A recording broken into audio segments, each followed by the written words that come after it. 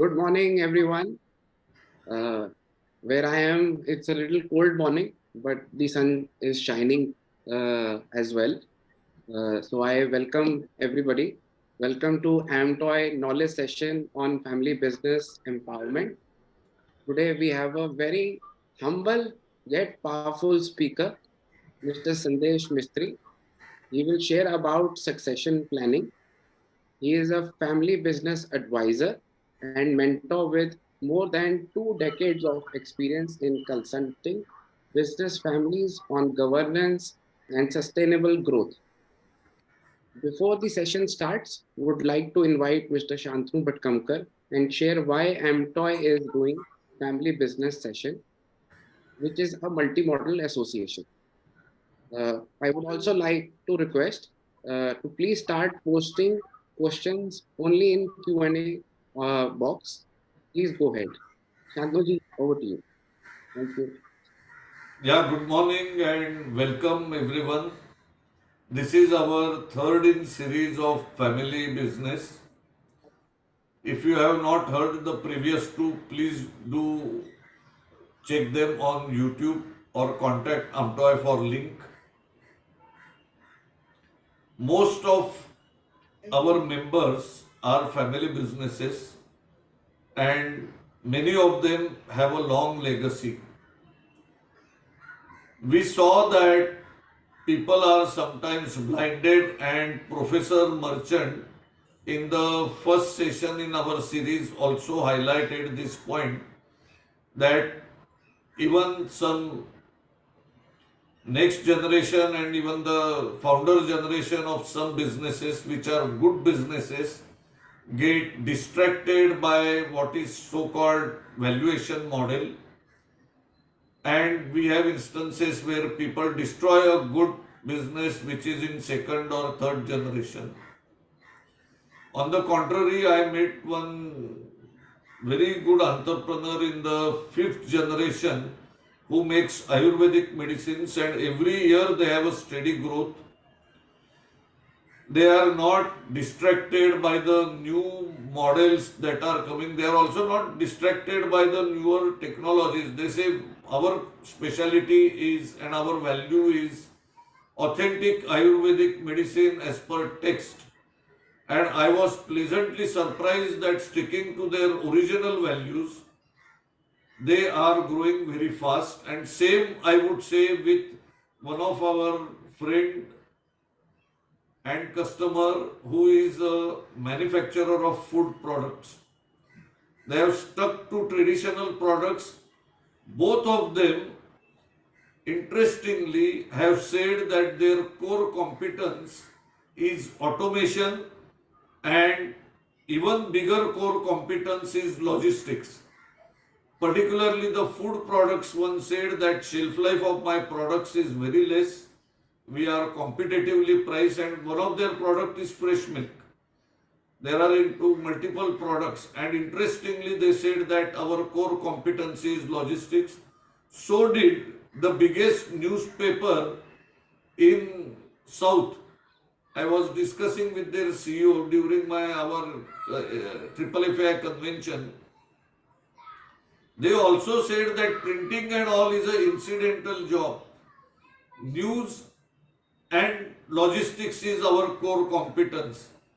So I think if somebody wants to diversify, we have a great opportunity as a logistics service professionals of leveraging our abilities and sticking to our core values. So with this, we give floor to Sandesh, and I will add just a couple of sentences about him. Sandesh got associated with us over 10 years back during Triple FI convention. He became a popular speaker since then in our industry, and all our logistics, exim logistics related associations have been inviting him as a speaker, and some of them engage with him as a consultant. So with this, Sandesh, the floor is yours. Thank you, Shantanu. Just to add what Shantanu said, I think logistics is the second biggest cost for any industry in the product costing. So that is where, which is very lucrative industry to be in, and people are looking at it as a way to expand in logistics. So I'll share my presentation. I think it's visible.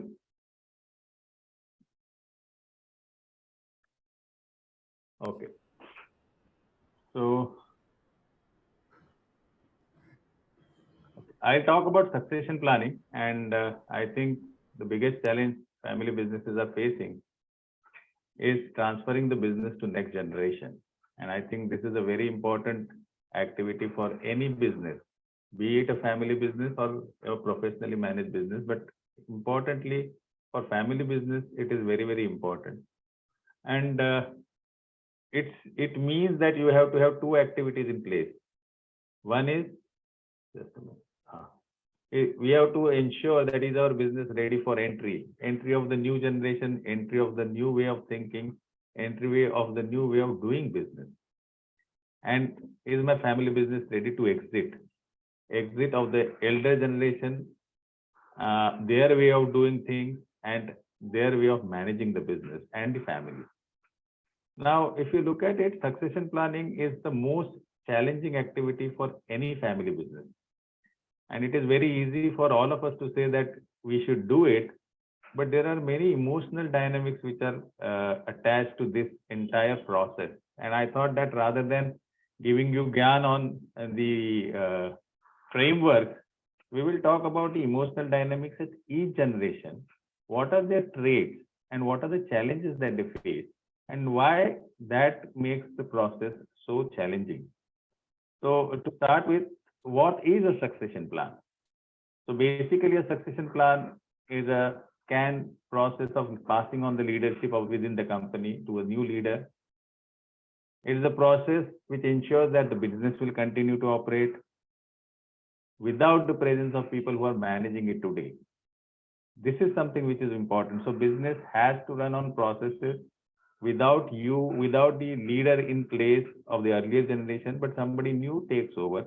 And it's a process which does not happen in 1 month, 1 year. It's a process which is a long process. Any good successor grooming would take anywhere between 5 to 7 years. So it's the process that you need to plan. Generally, we say that family businesses does not last more than third generation. Though this is true, and there are so many sayings in each of the countries, like shirt sleeve to shirt sleeves, koti ki umr 60 saal, father merchant, son playboy, grandson beggar. Fortune never survives 3 generations. First generation creates, second generation inherits, third generation destroys. And from stable to stars, back to stables in 3 generations. All these sayings in different countries imbibe on us that third generation, the business will go down. But there are examples that businesses have survived. Not even third generation, it has grown and survived to 5th generation, 10th generation. So this is not a final say. But what these companies have done, where they have survived more than 3 generations, and what happens, why 1, 2, 3 generation is very important. Because there are some basic fundamental changes which happen during this process and during this generation, which needs to be addressed. So if you see who is responsible for the downfall, if we say that third generation, not majority of the companies survive, who is responsible? Is it the market? Is it the competition? Is it the employees? Is it the government? Or is it the management? And most importantly, it comes out that it is none of these. It is the family leadership which is responsible for the downfall if your business is not having a continuity plan from generation to generation. And to have that continuity plan, we need to have 3 levels of succession. One is management succession, and this is most talked about. We always talk about management succession, who will lead the business, who will manage the business. But apart from management succession, in family business, there is something called ownership succession. And this ownership succession becomes prominent generally in the end of second and start of third generation. And how that needs to happen, we need to really think about it. Lastly, there's a family leadership succession. In founding generation, business leader is the family leader. That is what we have seen.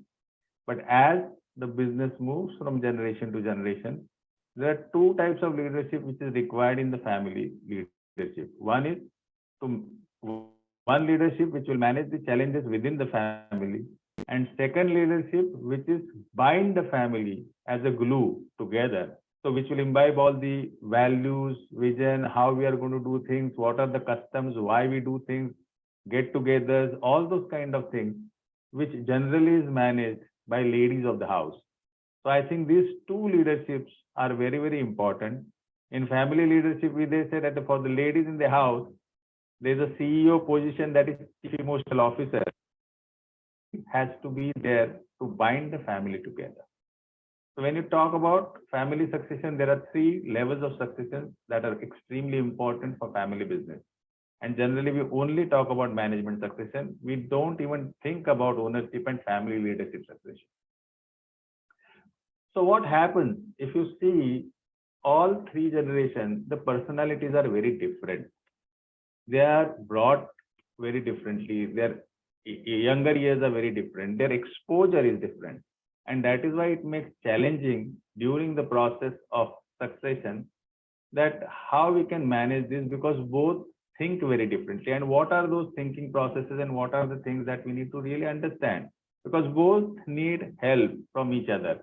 And generally, we don't give that. We only blame each other. So I think that is where we need to understand what are those differences. So if you see generation one, the founder, now this person, if you see, he has an entrepreneur mindset. He sees to it that there is an opportunity. He has a drive within himself to do something new. He wants to be his own boss. He's aggressive. He's over optimistic.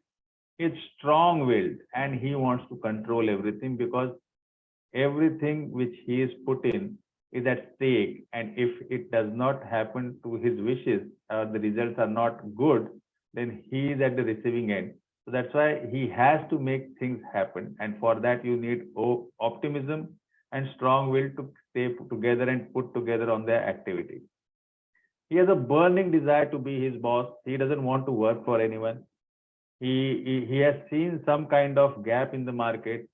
He has seen that he can do something different and make that change. So he has that desire that I want to own something and do something on my own. And I will, that is something which drives him altogether. He takes risks. He takes enormous risks. He puts in time, effort, money into the idea that he feels is going to be successful. He works day and night on those ideas. He puts his entire time and money into those ideas. He begs, borrows, and puts everything into the idea. So the risks are enormous at that point of time. He is unknown. So if he fails, also nobody knows. He is not a success story yet, but he takes those risks to make things happen. His success formula is through trial and error. करके देखो, ये करके देखो, वो करके देखो. If it works, good. If it does not work, try again.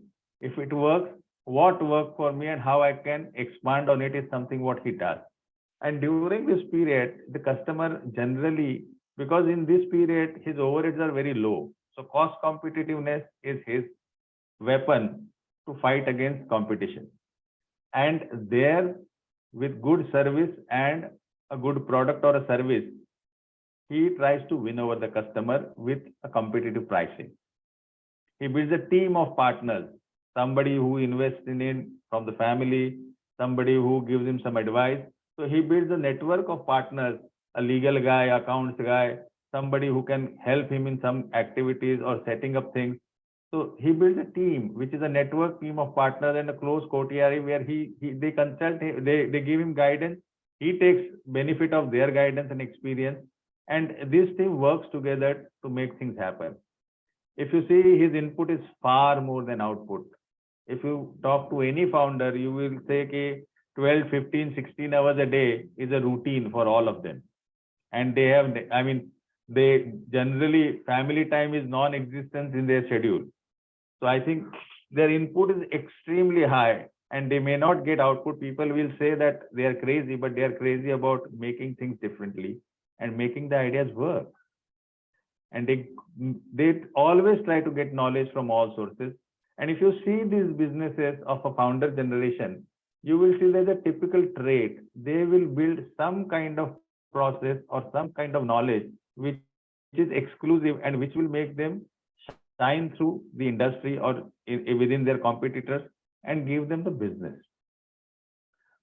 Again, he has a team of strong followers because he's leading everything and he does not afford people who are qualified and experienced. He creates team from followers. Whoever comes to him, he will try to train him, he will try to instruct him. So his entire process of management is to give instruction and the follower has to do the things as per his instruction. There is nothing which is set. All the time for him, business is first. So anything that he has to do for business will always get a priority. Rest all is secondary. Family, problems, everything is secondary. He will always see to it that if the business can grow, if there's an opportunity, he will put all his time, money, efforts into it. And business first is his priority. He's charismatic, bigger than the business. If you talk to any family business, you will hear a lot of stories about the founder, how he turned around, what kind of character he was, what kind of strong-willed person he was, how he made adversity into opportunity. So he'll have a charisma where everybody in the family and in the organization and in the society also, people will respect him for that. He has a never die attitude. I have seen people in the founder generation at the age of 70 also, they want to do something new. They want to try something new. They want to see to it how they can get things done with a newer attitude, newer way of doing things. They are always searching for something new which will benefit them and their business. He is the business. They are at the center of the activity. They want everything to evolve around them. And they want to be in the center so they can give those instructions. That is their working style is. And he knows that he is creating something new which is going to help the future generation and which is going to be beneficial for all of us. And he is very clear about it. He knows about this and he tries to create that new world order for the future generation with his knowledge, with his experience, and with his customer base, and with his strong team of followers.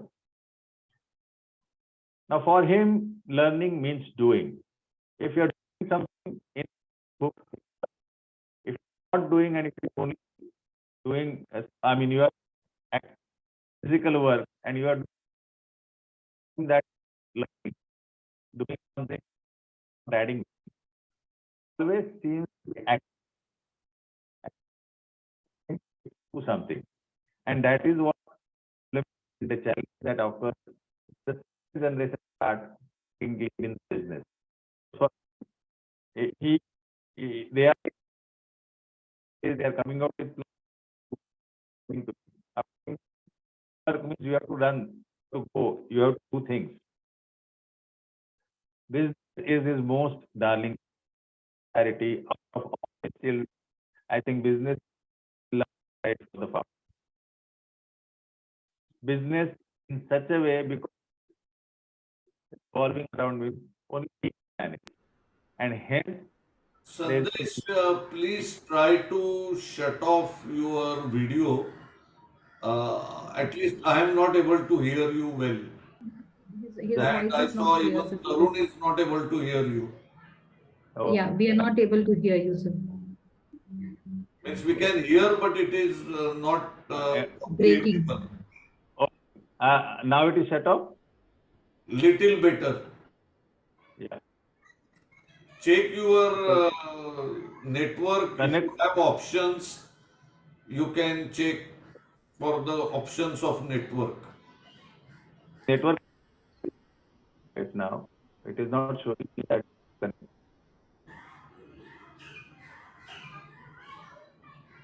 Now you can hear me. No, sir, there is still disturbance. There is a disturbance. Yeah, it's a cracked noise. It's a cracked voice. Some words are clear, some are not. I mean, it's cracking. Okay. Let me. Is it because of the? I'll just use. Your slides are clear.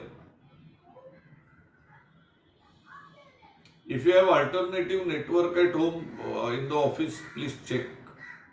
Or just log in, log out and join again.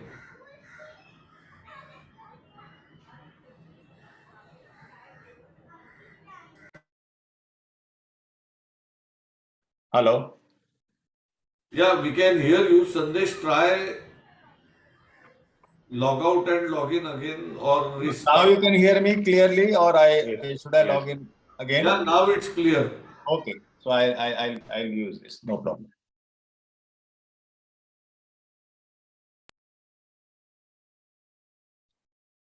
Give me a minute.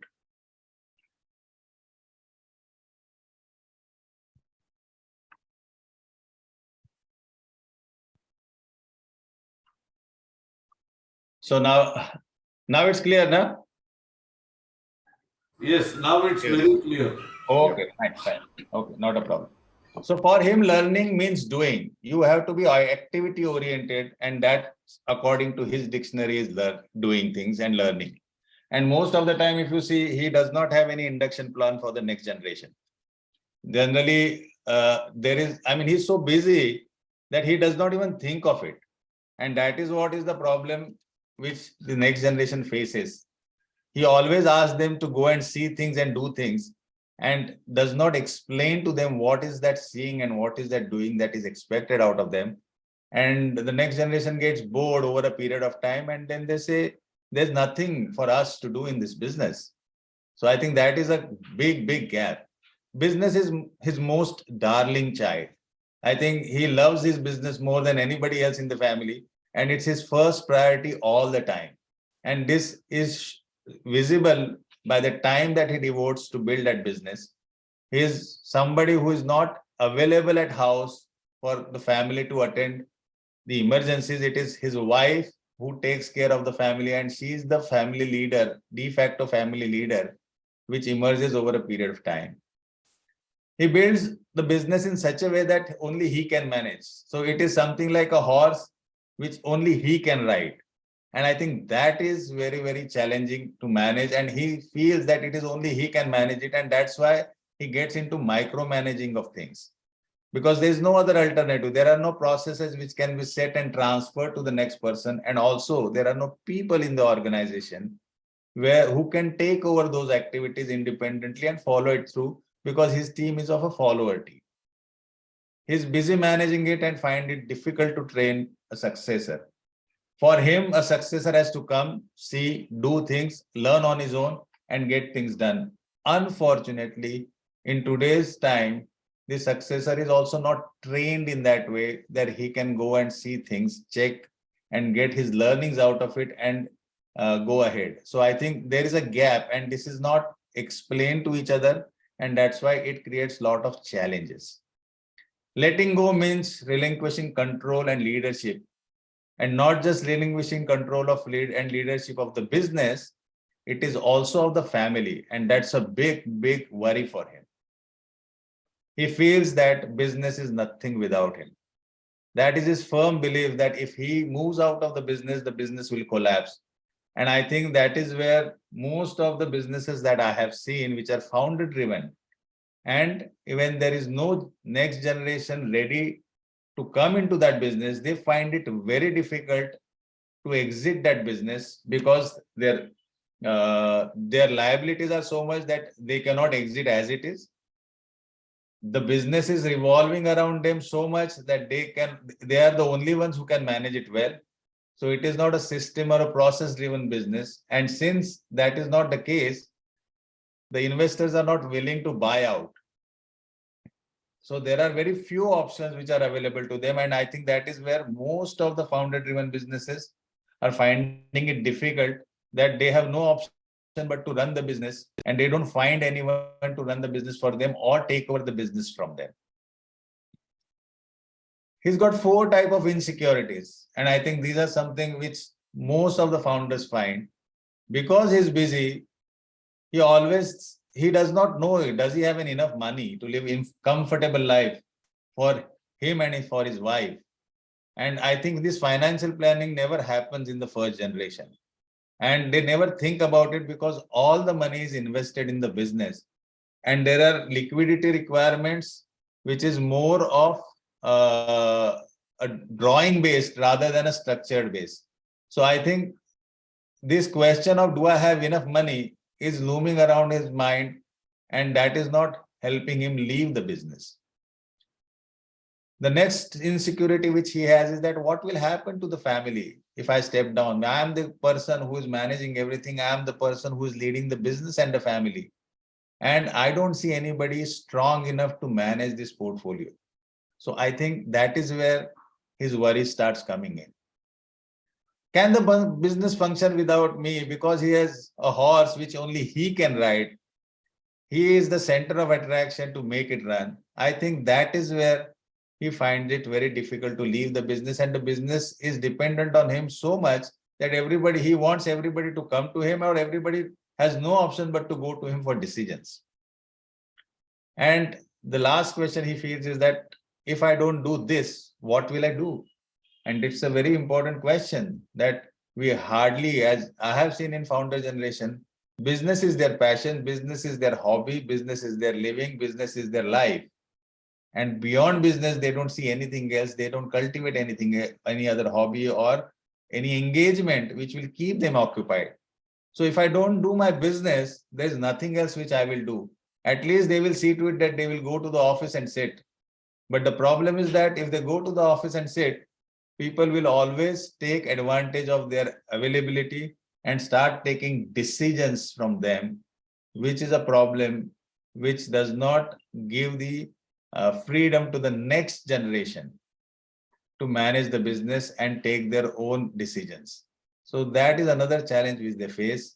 Retirement is non-existence in his book. So for him, God is the HR director who decides his retirement. Generally, if he does not have a retirement plan, he will continue in his business and he will continue to run it the way he wants it till the last breath that he takes. I think that is where the founder mentality is, and that these are all challenges which are coming in between the succession process from the business to go from first generation to second generation. Now, if you see the second generation, it's a sibling, and siblings have a particular trait. They are raised under a strong, influential mother. They are in the same household. Mother is the strong figure under whom they have grown up. They hardly get any time with their father because he's busy building the business. From the childhood, they are raised to preserve a legacy. They are told that you have to work in the business. You have to see to it that what we have started, you have to grow it. So there is always a pressure to, there's an obligation kind of pressure to work in the family business and to take it to the next level. They develop complementing skill because the father's time is very scarce and they need to prove to him and get that quality time.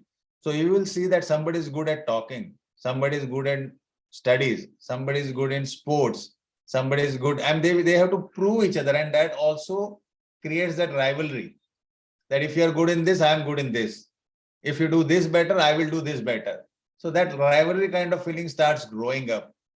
If the parents starts comparing them, that creates a challenge for them, and that's why they need to have a skill which they will excel in. They know, they don't know, but they inherit a custom-made functional organization. It's a surprise for them when they enter into a family business to know that everything is revolving around a founder and things are not moving without him. And then they say that it's a Lala company and what can I do in this company? And that's a challenge which needs to be addressed, which is never, if not addressed, then they lose the interest in working in the family business. They're emotionally connected. They're emotionally connected so much to each other, to their parents, to their family, to the business. And that's why there's an intensity in their relationship. That's why they fight. When they fight very bitterly. When there's love and affection, that goes over the board and they display all those things. So I think that emotional connect is very, very strong and very intense. And that's why we see that, I mean, I have seen in many cases during the meeting, the siblings will fight. They fight with each other like they are their worst enemies. And after some time, they will say, now let's eat food. And they will share their dabba tiffins with each other like they are best pals in the world. So I think that is a trait which you see in siblings, and that most of us see. But the problem is that when they fight, the next generation of cousins, they get terribly afraid. What will happen? Or the person who is new, who is not used to this kind of thing, he gets, there's a fear that develops. What will happen? But for them, this is a routine. Equality is the principle.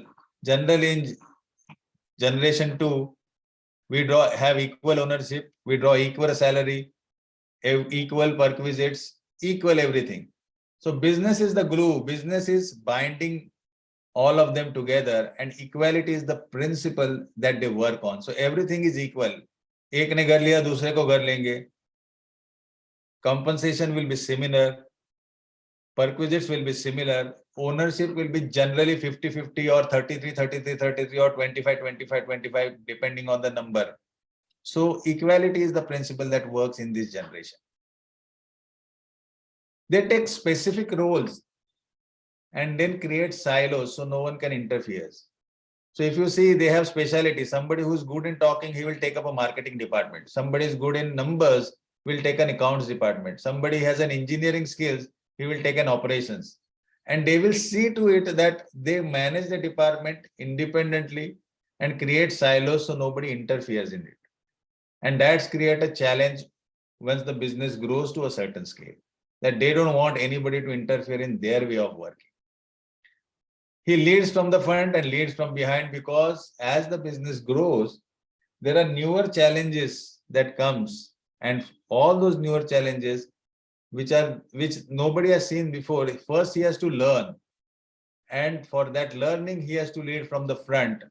Once he establishes the solution or the process, how to manage it, then he will have to pass it on to the employees or non-family members or other members who can do that in a system.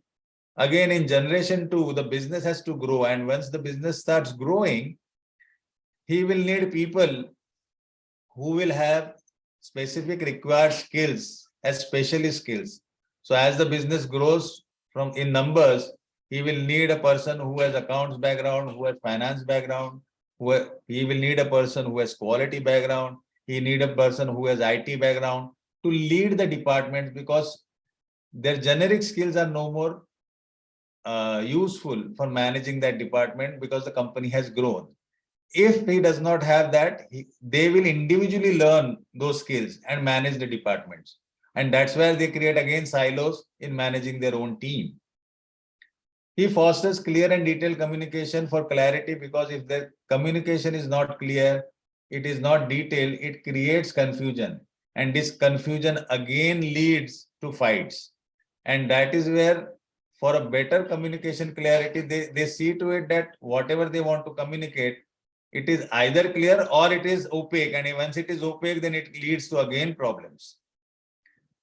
Generally, he stays away from day-to-day management. If from his within his department, he will see to it that there are systems which are created. There are people who are working in the system, and he can manage it from his department top level. He encourages teamwork and delegates within the department. Not necessarily for the other department, but for his department, he sees to it that there is a teamwork and delegation is there, so he is not involved in managing the day-to-day functions. His mandate is to scale up and create wealth. Because if he knows that if the business does not scale up, then it will create more challenges for the cousin generation. And the business during his time is stable because the customer is generally giving orders, customers' orders are growing. So business enjoys a USP during his period of youth. And as it grows around, then it comes to a level of maturity. By that time, the business investment in the business and the risk that the family has taken to stay invested as owners in the business has grown. If they have to work together, the siblings have to come together first. They have to know each other. They have to know each other as a person. What are their likes and dislikes? That is a area where they will fight. And then after that, they will come to a set of rules for working together. And once they form the rules, then they will perform. This entire process is not something which happens in a jiffy. It takes some time. And initially, that's why they have problems. But once they know that we are like this, and if we have to work together as a team because there's no option, then they set rules internally that you will do this, I will do this is how we'll manage, this is how we'll decide. These are the decisions which we will take individually. These are the decisions we'll have to take collectively. And then the entire sibling generation will start performing. They have to see that they become an autonomous, independent team, because the generation one of founder will always seek an opportunity to see to it that things are not happening as per their wish or their will, and they will try to see to it that they will enter into those domains and try to create challenges for them. To avoid that, they have to have they have to create siblings as an independent team which will work together. And if the founder finds and he talks to somebody about some issue which he is not agreeing to, they will have to resolve the issue as a team and not an individual. And this is something which is extremely important. If this cracks develop, then it creates a relationship problem, emotional problem, and working together problems. He knows that he has to prove. Leadership is not easily given in sibling generations. Somebody has to display those qualities. Generally, the elder one will get leadership, but if it's a younger one who has to claim the leadership position, he has to show that kind of performance. He has to show that, go to that extra mile. And he has to know that even after doing that, he may or may not get the leadership position in the business. He has to learn to listen. Siblings will have to learn to listen to develop trust-based relationship, because most of the time problems occurs because there is lack of trust, or there is a doubt in mind, aisa to nahi hua hoga. I think that is where the whole idea of learning to listen, and they most of the time they don't listen to each other because they are raised in an environment where they have to prove that they are better, and listening is not something which is going to help them. So learn to listen is something which they'll have to learn if they want to work together.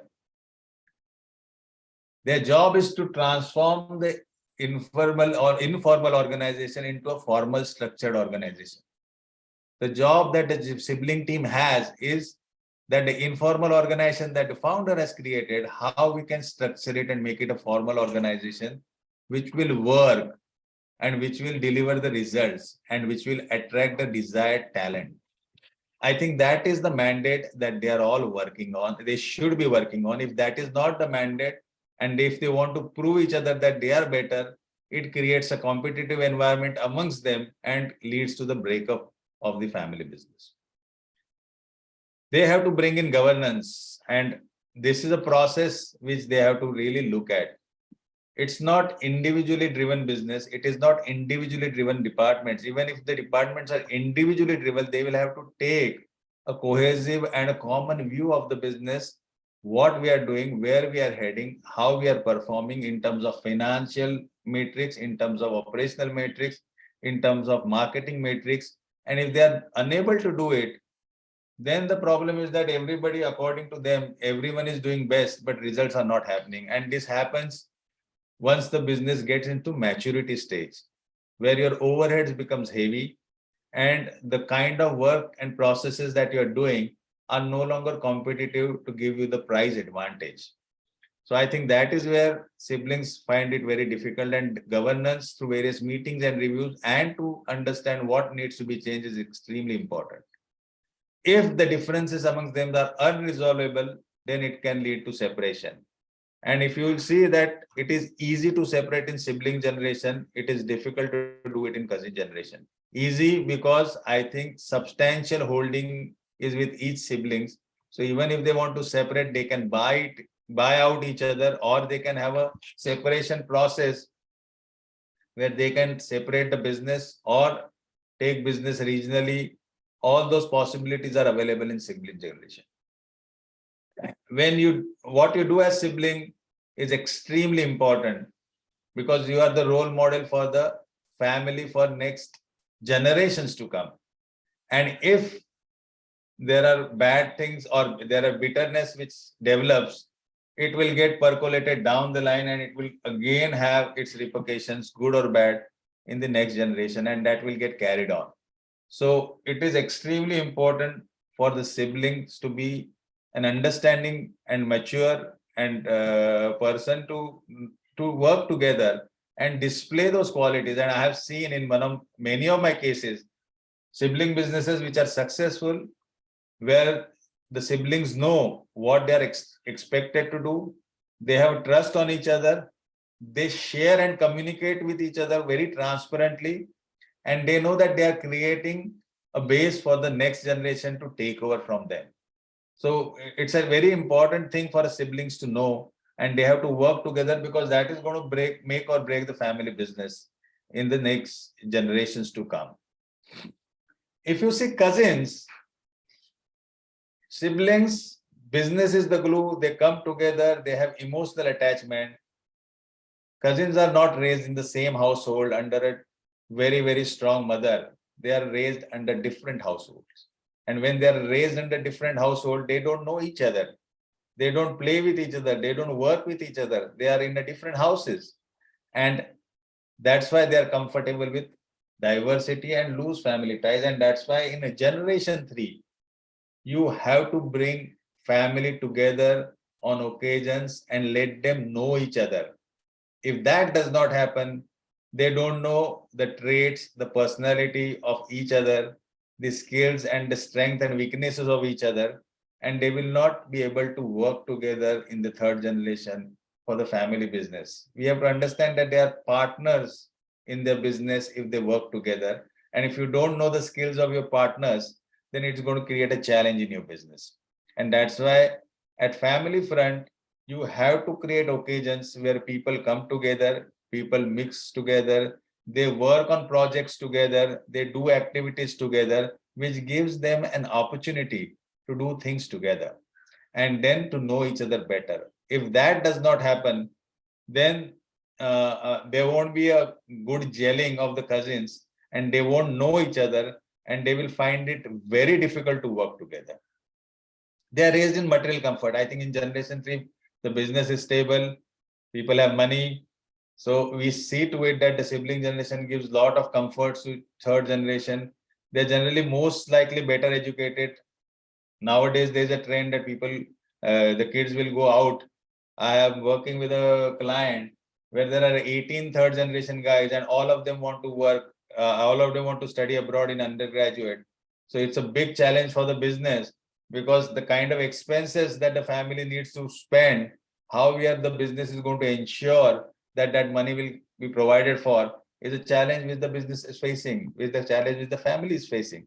They're better educated, and again, once they are better educated, they also have different options. Family business is not the only option for them to work. They have very different exposure. They have seen different world. They have seen different kind of business models which works. They have seen all the latest technology driven businesses. So they try to compare. The exposure is different. The comparison is different. The way of managing is different. The success stories which they have seen are tremendously different than the founding generation. And here it is very important for the family to inculcate those values, to give them that history, to let them know where we have come from, what were the circumstances, what are the challenges that we have faced, and what are the mandate as a family which is holding us together to do business together. And that is where these kind of things will help them understand and give value to family business and give value to family relationships, which will be important for doing business together. Now in third generation, it is not the business which is glue. It is the family which is glue. If they know that being together, having a family and network of family together is going to be beneficial, then only they will stay together. And for that, they need voluntary collaboration. It is not something that we can force on them. So again, in generation 3, this is a change which happens. In say generation 2, in sibling generation, it is the business that is the glue. In generation 3, it is the family that has to become the glue. That will bind them together and that will make them work together in a family business. Ethical and value parameters have, and that's why we need to talk about values, we need to talk about history, we need to talk about circumstances, we need to talk about the stories that the family has come through, we need to talk about the social responsibility that the family wants to carry onward. So all these things will attract them, and that is extremely important. And again, in this generation, there is the end of equality because the numbers are different. Equality is impossible to maintain unless the generation 3 cousin generation decide that we want to be equal, and there's a buy and share kind of activity or gifting activity which happens. But if that does not happen, if one sibling has one son, other sibling has 3 kids, the third one has maybe 2, equality is not going to be possible. And that is where fragmented ownership, they will have to live with it. They will have to live with the thought of there won't be equality in terms of ownership.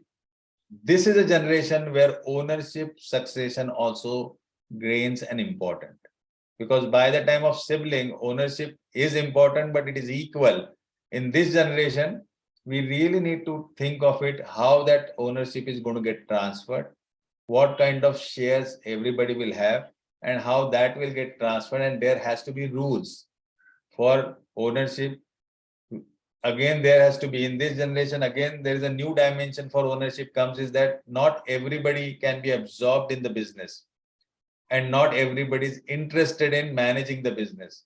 So in this case, in cousins, there are instances where there are family members who are owners, but who are not managing the business. There are family members who are owners and managing the business. There are family members who are owners and board members and managing the business. So there are multiple level of activities and multiple level of roles that comes in. And if there are members who are family members who are owners but not managing the business, they will have to know what is the responsibility of an owner, what are the rewards of that owner, is the business going to give dividend, is there a liquidity option which is available. I think these are all things which will come out, and if those things come out and if they are not addressed, the cousins will not have that clarity and it will lead to challenges. Again, family is held together through ownership, and family is something which becomes important, and ownership is something which is again binding them together. It is not management, because not everybody will be in a position to manage or will be interested in managing. They need to decide the roles and responsibilities, rewards, transfer, encashment of ownership. And just like I said, this is extremely important, and it gains prominence in generation 3. For the earlier generation, they generally feel that why this is happening, but this is a need for that generation, and these are the circumstances which have changed. So unless there is no clarity, they will not find it easy to work. There are multiple roles which are available. You can be an owner, you can be a manager, you can be a board member, you can be head of family council, you can be head of philanthropy of the family. It depends on the scale of the business. It depends on the, how the spread of the business. So there are multiple roles which are available. Not necessarily everybody has to lead the business itself. In business also, if you lead it, there are multiple positions which can be created. And there are some families who work as a chairman. There are some family members who are joint managing directors. So they have to work in a novel way to see to it that multiple roles are made available to family members. There can be complicated business structures of multiple businesses with cross holdings. I am dealing with a family where they have at least investment in 10 or 12 business. There are partnerships in every business, and there is a multiple holding and cross holdings in every business. So it's a big challenge to manage that and to create clarity amongst the generation 3 of cousins. What is it that we hold, how that money is deployed, and what is the return that we are getting as a family, and who are the actual beneficiaries of it, who are nominated by the family to manage that business. So I think that is where business structure gets complicated because of multiple businesses and cross-holding, and that clarity has to be there. Then only the generation of cousins will be comfortable working in the business. They need to build relationship to get to know each other. So there's an active activity that you have to do if you have to work as a family. And on family front, there are active activities. So you have to celebrate the occasions together. You have to go on an annual holiday, or you go on a holiday with each other. So these are the activities. You talk on phone, or you talk on a VC once in 15 days. There's a structure call which happens. There are family get-togethers which happens. You celebrate your occasions of anniversary, birthdays together. You have to see to it that this is done. If that is not done, and if there are there is a lag in that, the relationship of knowing each other does not happen, and that's where cousins will find it difficult to work together. Balancing the family and balancing the business is a challenge for cousins, and that needs to be managed well. So it is important to answer why for cousins, it is extremely important to answer why we continue to own the business. Are we adding any value as a family? If we are not adding any value to the business as a family owners, what do we need to do? And if we are adding value, how we need to do the business together? I think it's an extremely critical question to ask. In third generation, do we add value to the business by owning the business as a family? And if that is not, if we don't have an answer which is right for that, it's again a challenge for the business and the family. There are cases where some cousins stay together, rest may exit as owners, and they exit. So you will have to create liquidity plan for them, because in most of the cases where I have seen in Indian context, it's a private limited companies that we deal with, and shares of private limited company has no liquidity. So we'll have to really think of it that those who are interested in exiting the business, how we can create liquidity options for them, and how the business can generate that kind of wealth.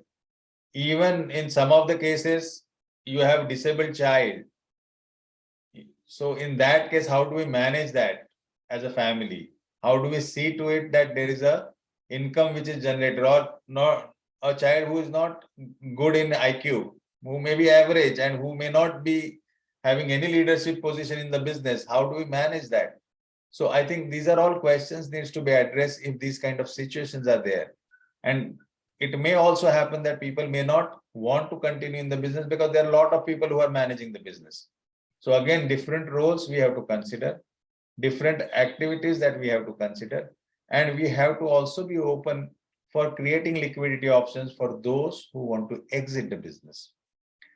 You need to have they have to be comfortable with meritocracy and inequality, because at this point of time, if the business grows to larger scale, you will need competent people to manage the business. And if that is not, if it's a too large business, there are also cases that the CEO position or the MD position is a non-family person who is occupying it. And in that case, the family's role is a board member. So that, how do we manage that, is something what we need to really look at in the cousin generation. Business gets into maturity zone.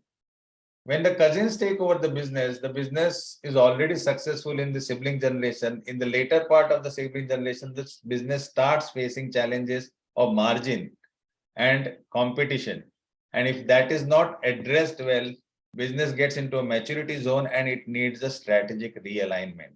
Maybe the way of doing business needs to change. Maybe the technology has to change. Maybe the model has to change, or maybe the business has to change. So I think these are all critical parameters which lands into cousins lab, and they have to decide on this, because no business is successful the same way it runs for so many years. And when I'm talking about generation 3 of cousins, which means that the business is in existence for at least 50 to 60 or 70 years. And no business is successful the same way for such a long time. There has to be some kind of realignment. There has to be thinking what next. There has to be thinking what we have to exit, what we have to get into. So there are tough decisions on exit or stay invested. And why? What is the return that we are looking at? Business, how do we look at that business? Is it a money-making machine? What kind of returns that we are expecting? So All these decisions are extremely important when the cousin starts working. So they have to retain, reinvest, reward, and they have to have ownership agreements.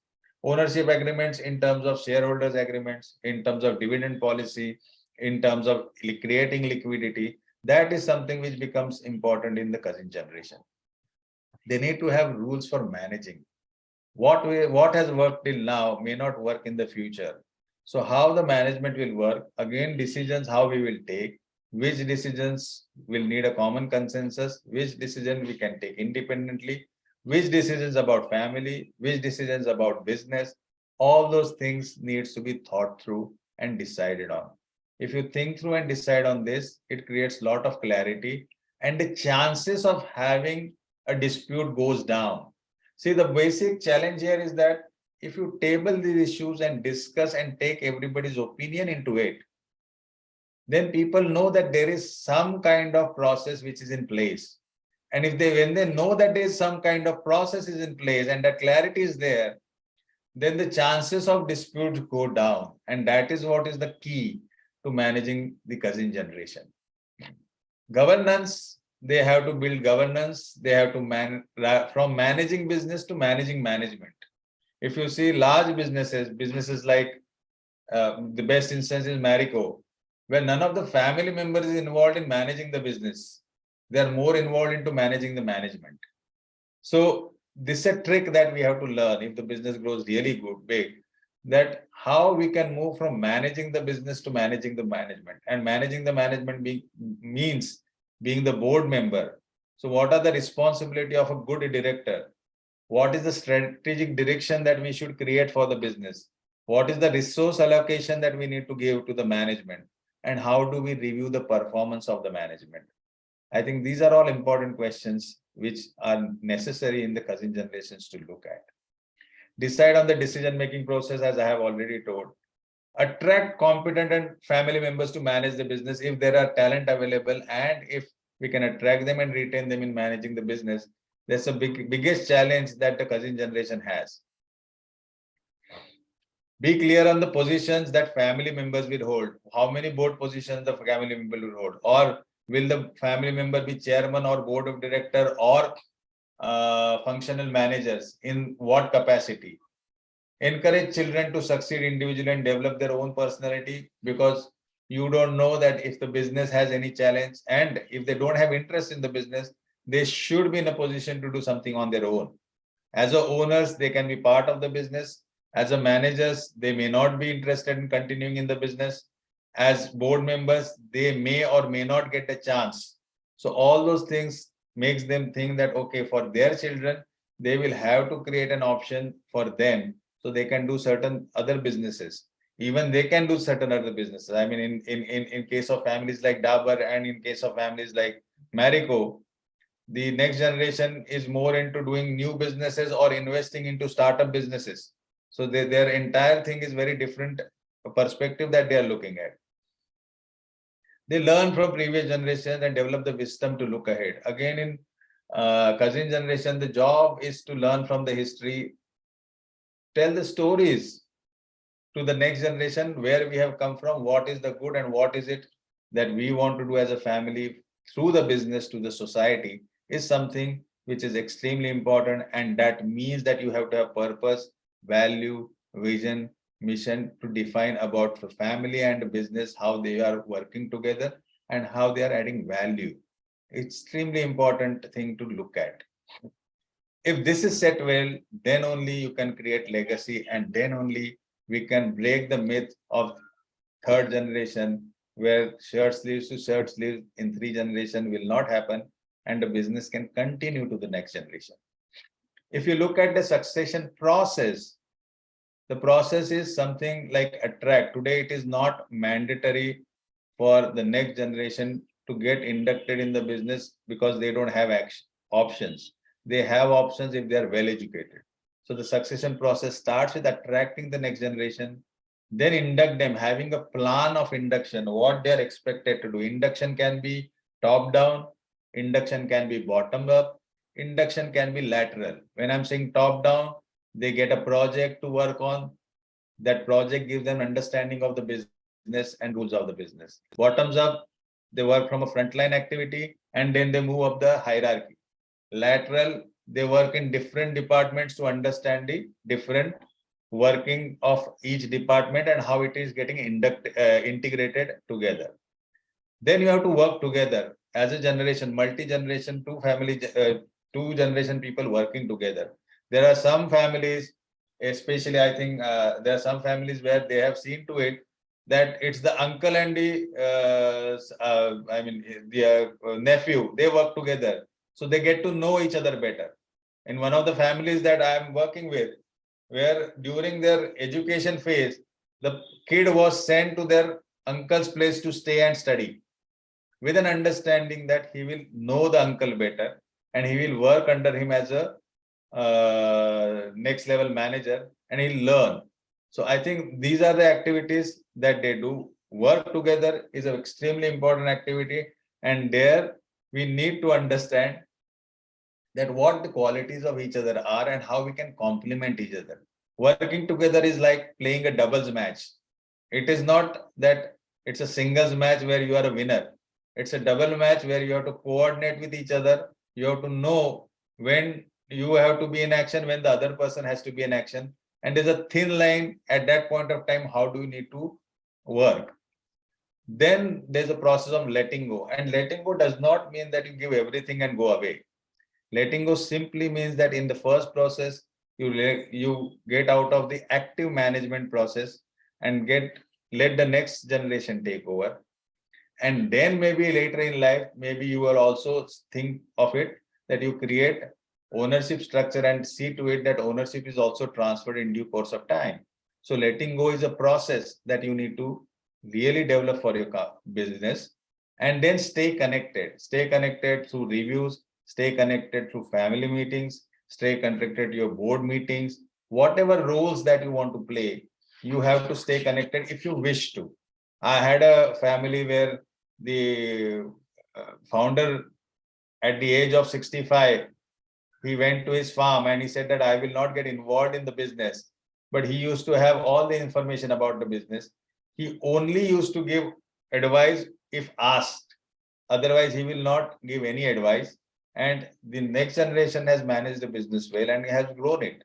So he was very clear that how he will stay connected with the business. Because if you see, it's a cycle of life. And in Indian tradition, we say it's brahmacharya, grihasthashram, vanaprasthashram, and sannyas. So generally in brahmacharya, you are doing training and you are gaining knowledge. In grihastha, you are doing transaction and creating wealth. In vanaprastha, it's a transition and you are getting fame for the work that you have done and what the benefits that you have created. And in sannyasa, you have to give up and you have to do things for the next generation and train them better. I think that is where we'll have to really look at. And what happens is that if this does not happen in the timeline of the age, then we are interfering into each other's zone. And that is creating the friction. And that is creating the challenges which are difficult to manage. I think that is where we need to really look at. Succession is having the humility of the senior generation to lower the dependence of the company on them, and this is extremely important.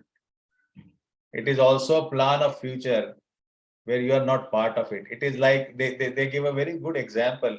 It is like they say that you go on a holiday as a family together, you take everybody together to the airport, everybody is boarding the flight, you are the last person to board, and instead of boarding, you give bye-bye to everybody and say, now you go. And that is what is succession is, and it's a test of greatness for the earlier generation. I think that is where we'll have to look at, because if you fail to do succession, your business will not be a family business and it will have challenges going ahead. The final test of greatness in a CEO is how well he chooses his successor and whether he can step aside and let his successor run the company is the test. That's what management guru Peter Drucker says.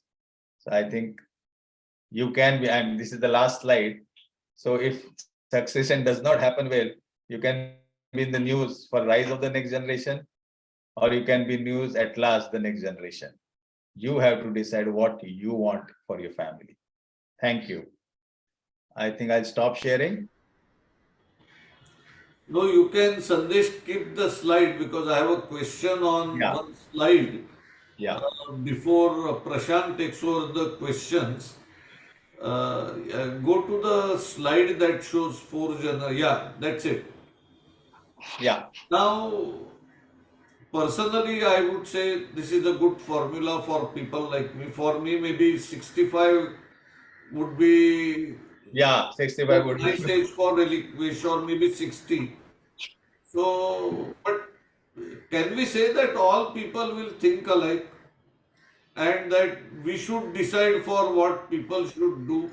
No, we should not decide. This is what is the average prescription which is given. I think they have done a study in So, is US. it not like deciding average height of a person, average weight of a person? So the problem is that if you don't do And I it, am not challenging, we need all these things. no, no. The challenge is that if we do not do this in time, then it creates challenges between the generations and it creates friction, and which is going to hurt both the business and the family. And if you see, I mean, this slide they had done in I think 89 or 90 in US, they had done a survey of businesses, and they have found that the transition which has happened where the elder generation is around 55, 60 and the younger generation is around 33 to 40. In that phase, that's the most harmonious transition which has happened. If it happens early, it is problematic. If it happens later, it is problematic. And you are not giving space to each other because your goals are very different during that time. So it is not matching in that sense, and it creates challenges for the family to address. I mean, the example which I gave you about the founder who at age of 65 moved to his farm, the sibling generation could not do it. And they continued till 80, and the entire cousin generation feels that they have wasted their life and they are cursing their parents for that. Yes, I am in agreement with such a system. What I say is, I have seen some customers of mine, the second generation has just skipped succession and it has gone into third generation, and in some cases even fourth. Hmm. Means we know very eminent business people or founders where it has happened. But my question is, are we not assuming that one solution fits all here? So I mean, it is not one solution. It is a prescription whether to take it or not. It is individual choice. At the end of the day, whatever I might say, but as a founder, it is difficult to let go. And there are a lot of emotions which are attached. So it is not a rational and logical decision. There are emotions, and if you see, I mean, मराठीत आपण बोलतो ना माणसाची एक जडणघडण असते. So it is very difficult how you are made and what are your life experiences that will drive you. This is a prescription. Whether to use it or not is a personal choice, and there are consequences. So we'll have to manage those consequences if we choose not to. I think that is the whole idea. It is not a prescription which everybody should follow. No, but my question is precisely that, Sandesh, is not the dates over here or years over here. Yeah. Whether a prescriptive approach is a right method of looking at things. Uh, again, right or wrong is another question. But this has worked in the successful cases. And where there are challenges which they have faced, where this is missed. I'll tell you a real case where my batchmate, he's a builder in New Bombay. The success is because his father gave him the opportunity to get into real estate and manage on its own. And today he's one of the top 5 good real estate companies in New Bombay. It's only because of that. And their partner, who was, they separated. So their partner's sons did not get that opportunity and they remained as a contractors, a small time contractor. So this is how it has, this is where success is there. This is the formula which has worked. And it is evident that because of this timely transition has happened, the benefits that the family is getting. Where it has not worked, it has created challenging situation. Not necessarily it's a prescription that everybody will have to use. No, fine. Prashant, you can take other questions. You can stop sharing. Yeah.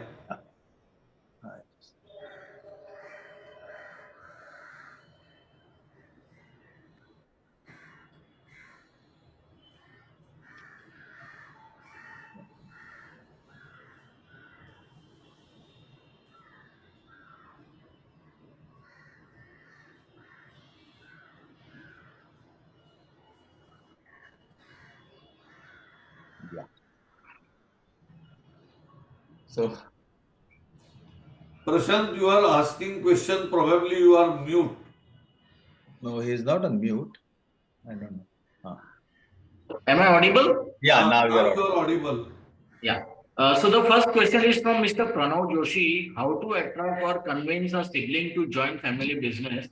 He is not clear About his education and talks about. Okay. Hello. Prashant, I think there is some. You can hear me? Yeah, we can hear you. I think Prashant's line is not clear. Okay. The simplest, how to attract and convince. There is no convincing which works. How to attract? Okay. We talk good things about the business while we are at home. We don't always talk about the problems that we are facing in the business. That gets that's what gets attracted. The next generation gets attracted. I'll give you a very good example. I have a client in diamond manufacturing. All these next generation kids have passed out from IITs. One is from IIT Varanasi, other is from IIT Delhi, third is from IIT Gandhinagar, and fourth is from VIT. But these guys talk about their business so highly about their business at home. All of them wanted to join the family business. They said that it is our responsibility and we know that we are doing good things to the society. So there is no other option. We have to join the family business. That attracts them. We cannot convince. Today's generation is not into convincing mode that we will tell and they will listen. Another important thing is that what kind of education, what does our business require? What are the, you may require a CA and a person who has an aptitude of financial, maybe that is what he should learn. Not necessarily everybody should become an engineer, not necessarily everybody should become a finance person.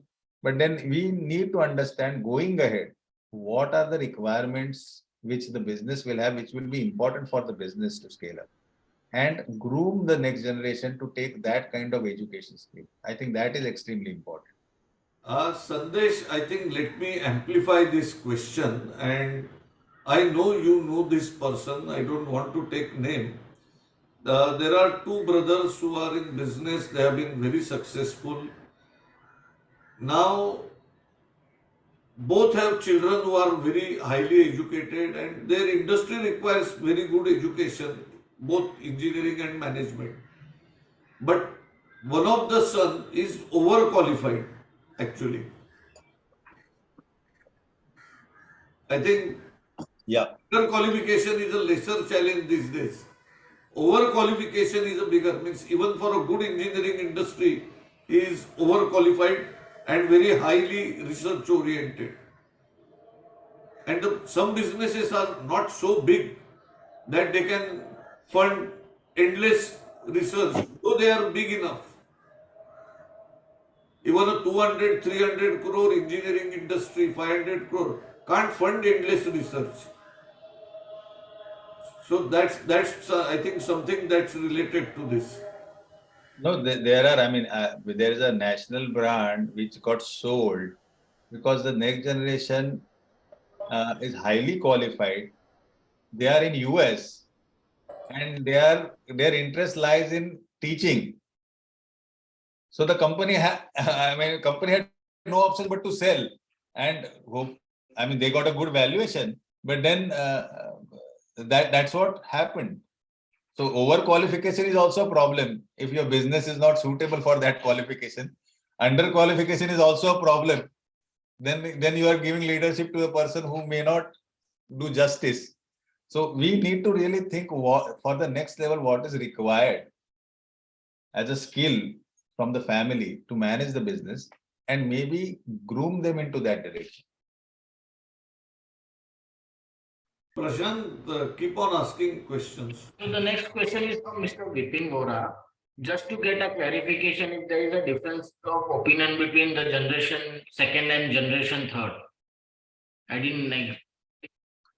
Generation, how to handle them when we know with our experience that decision, their decision is wrong. And see, it depends on, again, if we need to decide how we are going to decide on which matters. If the decisions they are taking wrong, if it is of less importance, let them take and let them learn from that experience.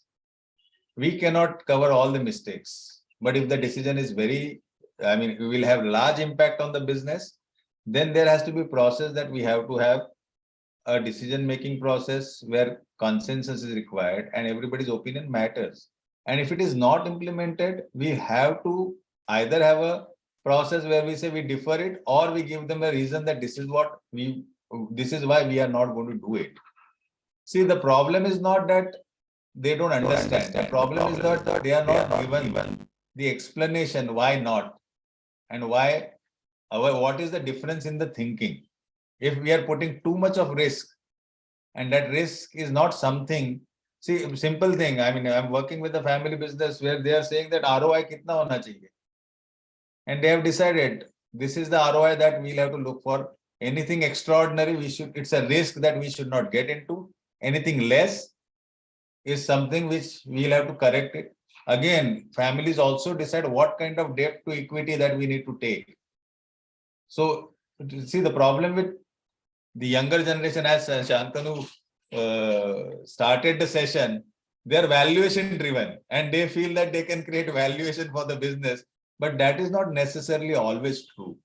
And that is not necessarily the value of the family. It is not the value.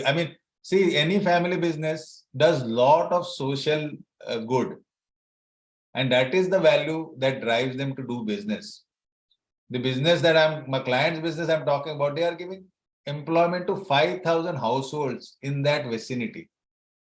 Now, if we are risking too much, then you are creating an entire risk for the community which is around you. And that is not something which we are ready to do. So that needs to be actually told to them and explained to them. Then only it will happen. And it's not an easy process, but yet I think we always feel as a senior generation that what we say is right. Sometimes what they say is also right and is logical, but we have to explain to them why we are not going in for it. I think that is something which we need to really look at. Yeah. The third question is from Mr. S.L. Sharma. What are the latest encouraging trends in the family business? Similarly, as against succession into the second generation, what are the top concerns for planning succession into the third generation? See, basically, the important things from business front is that how we are going to go ahead in the business and what kind of goals that we have as a family from the business and expectation that we have as a family from the business, that has to be clear. Second, what will be the involvement of family in managing the business? Because after third generation and fourth generation or whatever generation, depending on the nature of generation, you may have to introduce technology, you will have to introduce professionalism, you will have to see to it that things move in a direction as if it's a publicly listed company and you are accountable and transparency is there. So people, because internal shareholders, external shareholders, if there are external investors are there, they are given the same information and transparency, and the roadmap is very clear. I think that is where it will give clarity to all. Again, if there are members who are only owners and not getting any remuneration or compensation because they are not managing the business, we will have to create some kind of reward.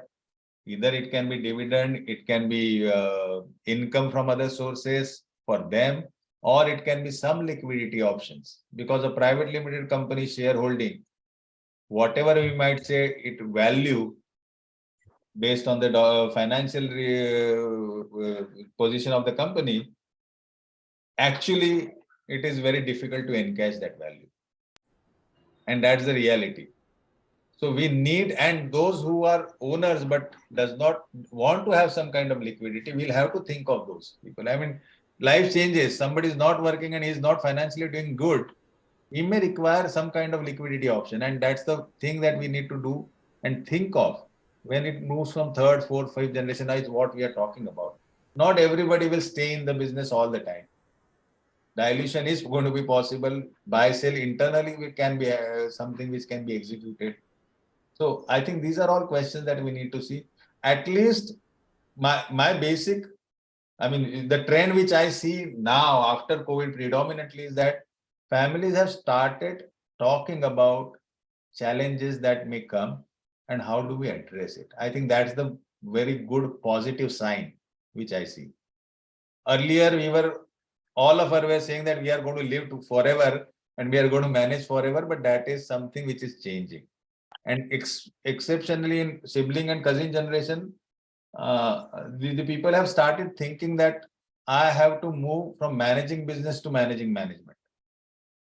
Now, if I'm owning a business, it's a family business, it not necessarily means that I have to go to office and manage the business. It can be different way of managing. And how do I look at it? So I think these are the changes and trends which I see, which are welcome trends if the business has to grow from generation to generation.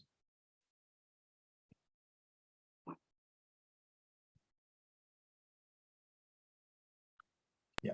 Sandesh, precisely what I'm coming to is you have a shareholder agreement or Yes. family agreement or multi-parter agreement. See, what is good when you create that may not be good later on. I can give two generic examples. Is very old shareholder agreements were based on having 4, 5, 6 children and at least one male descendant.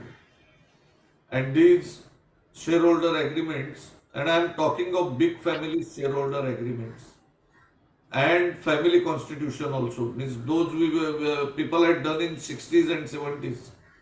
They were dominated by having 4, 5, 6, 7, 8 children and at least 2 or 3 male direct lineage descendants. Into next generation, you just have 1 or 2 children.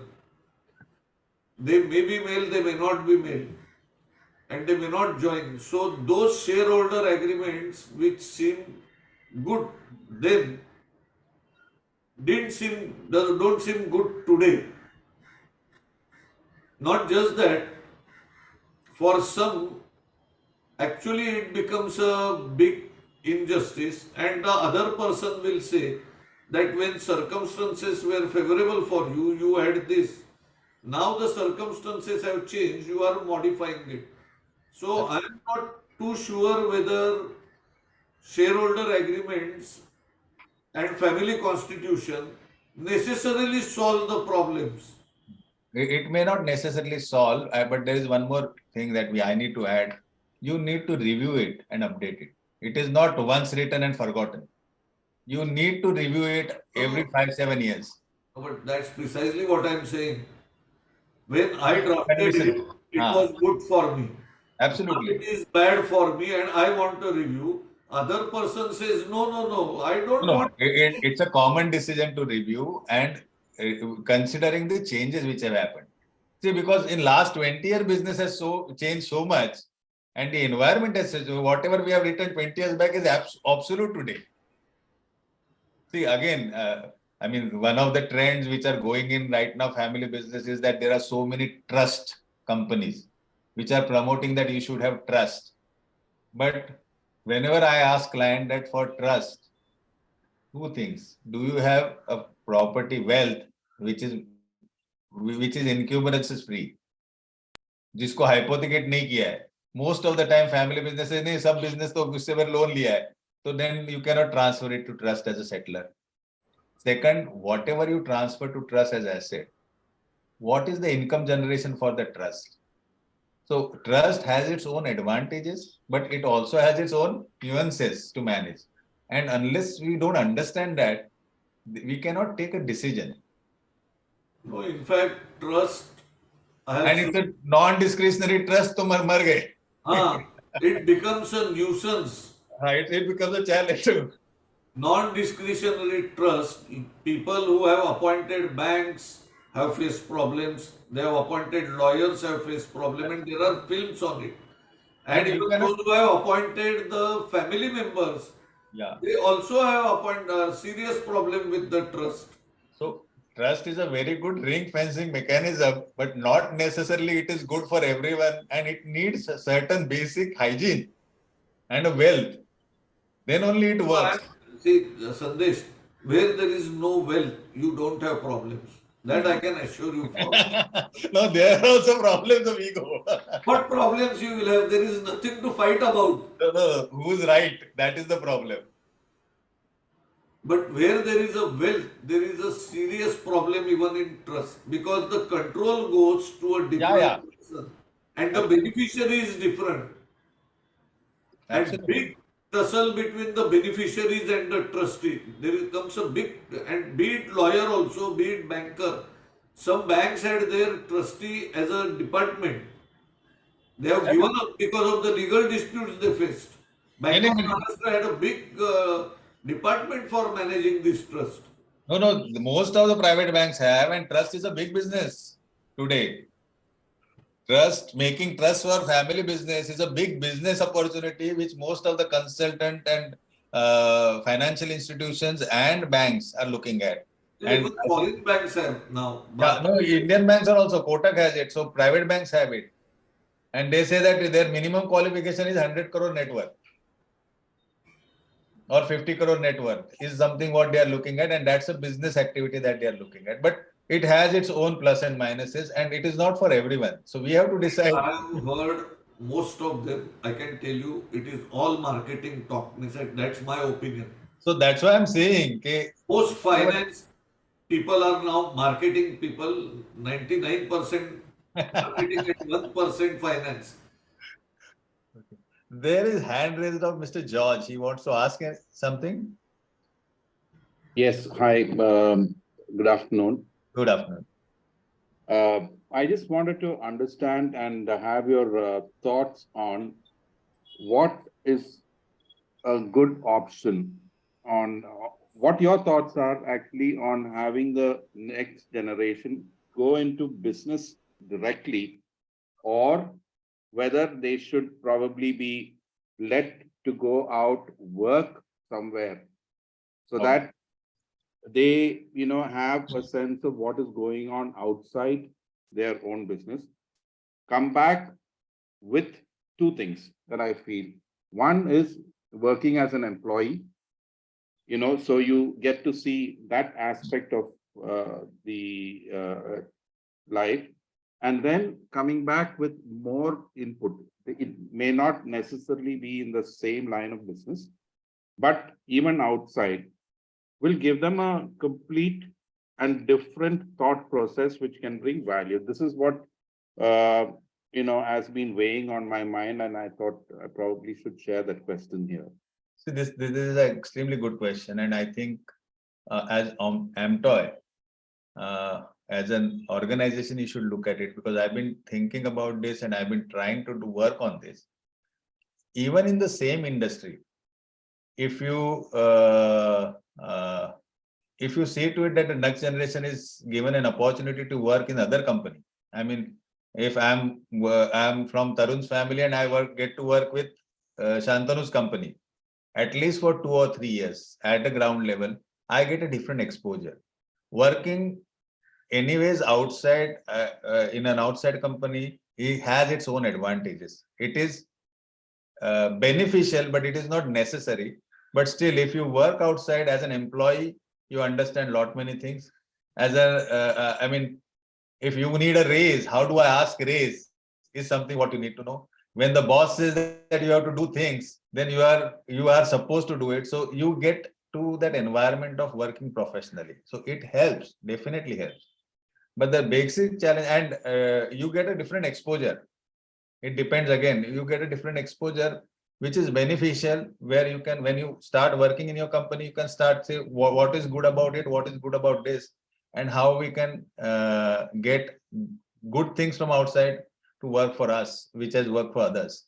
So it's an extremely important, if they work outside at least for 2 to 3 years or 5 years, it is good for the company. There is no hurry, because majority of the times I have seen that the next generation graduates at 22, 23, 25.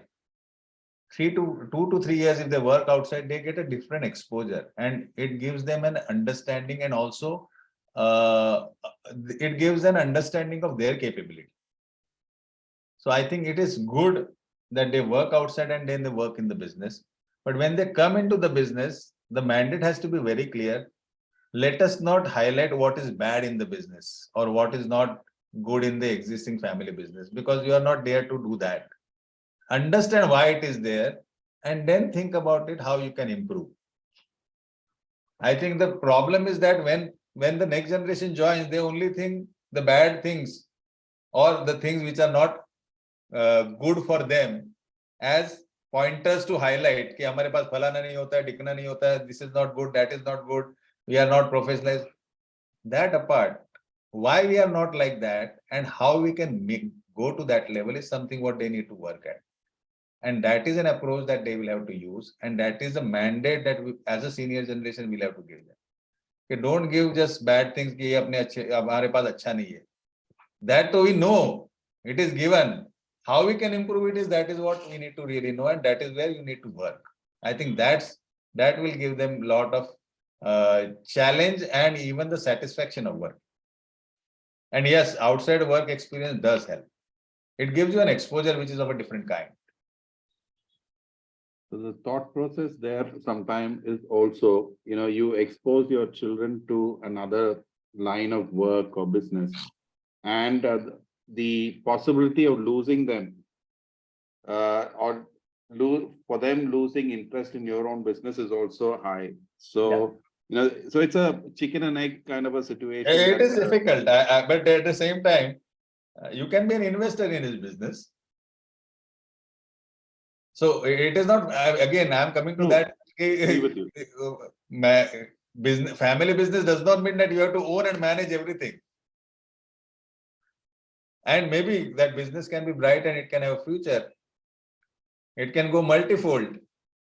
I mean, one of the family that I'm working with in the third generation, they have given a mandate to all the children that if you have to come to business, you have to start your own startup, and we will fund you and show us what you have done. Even if you fail, we want to see your efforts, kind of efforts that you have done. That will give us an understanding what kind of person you are. And that's a good way to, I mean, they say कि 85 lakh डालना है ना, I have to only wait 50 lakhs में, if he learns, then वो 5 crore में भी वो नहीं सीखेगा. And then we also know what kind of capability he has.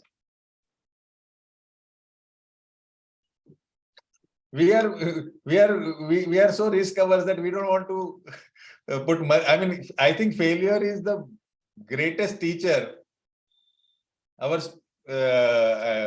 children can have to learn. And a customer who tells them, they are very much open to listen to that, rather than what as parents you can tell them. So let them go out, let them have their first-hand experience, and let them work around it. I think that's more important. And for that, even if we have to spend money, it's I think an investment in the future that we have done. Fully agree with you. And George, one Canadian family business consultant who had been in business had suggested that for 2 years, let the next generation work with customers, or maybe for 2 years plus 2 years with 2 different customers, And the benefit he said is you learn the way customers think, what are their real issues, and you are not really completely disconnected with your actual business when you work for customers. Again, I am not in favor of prescriptive solutions No, because what suits for one may not be absolutely. suitable for other. No, These no. are options is what we should So suggest actually. These are possibilities and options and not a prescription. for me, homeopathy is suitable for Shantanu, maybe Ayurvedic is suitable. For Prasad, it is allopathy which is suitable. What suits works for you is a success. True, And I very can true. give you, I mean, from my own example, my son is a CA, a first attempt CA, and he got an opportunity to work in Africa. And he took that opportunity for 1.5 years and he came back. He was an introvert as a person, but I have seen that after going out and having the exposure of dealing with bosses, dealing in people with new country, dealing with the investors who used to come, it was it's sort of a very different kind of exposure, and the kind of network that he has now is very different, and that is helping him in this current assignment. So I think it is always better when they're young, they get an exposure which is different. But again, the mandate is not to find flaws in our business, but to have a prescriptive mechanism of how we can improve on it. Thank you. Thank you.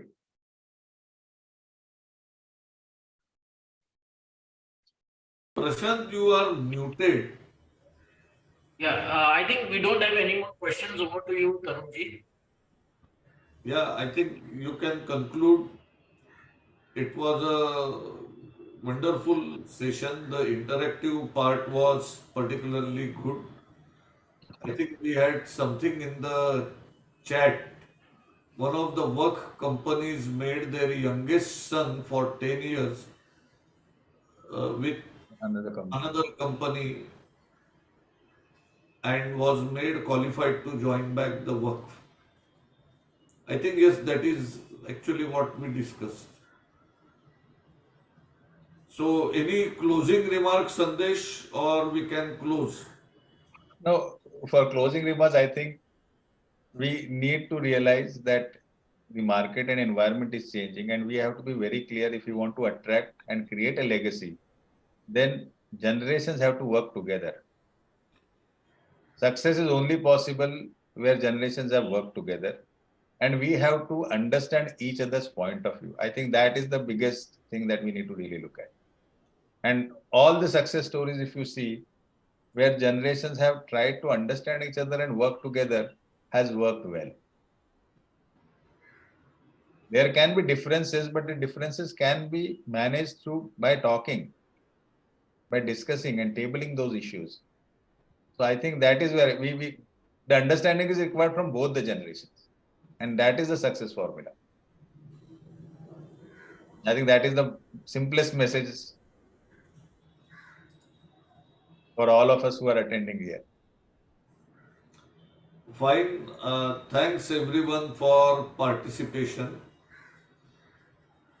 I think we join here because we are proud of family business, and some of them are founders like Priya. Some of us are second generation like Tarun, myself, maybe Harish also, and some like Prashant, George.